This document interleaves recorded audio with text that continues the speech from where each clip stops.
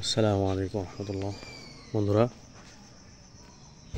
বলা চলে এখন আছি কাঁঠালের রাজ্যে, গাজীপুরের অন্তর্গত।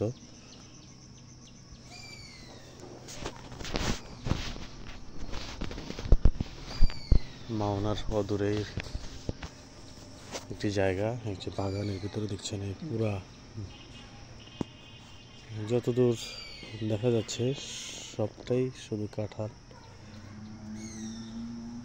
দূরে কাছে সবই শুধু কাঁঠাল আর কাঁঠাল। সামনে যত দূর যাব সব শুধু কাঁঠাল। এই যে কাঁঠালের রাজ্যে আছি এখন এই মুহূর্তে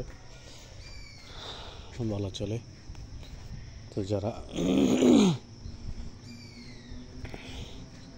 কাছে কিংবা দূরে থেকে দেখছেন তাদেরকে গাজীপুরে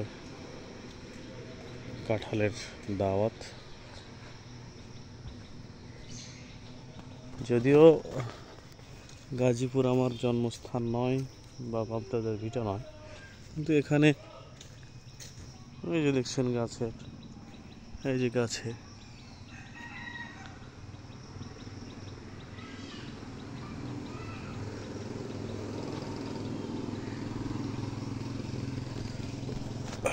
শুধু কাঁঠাল আর কাঁঠাল।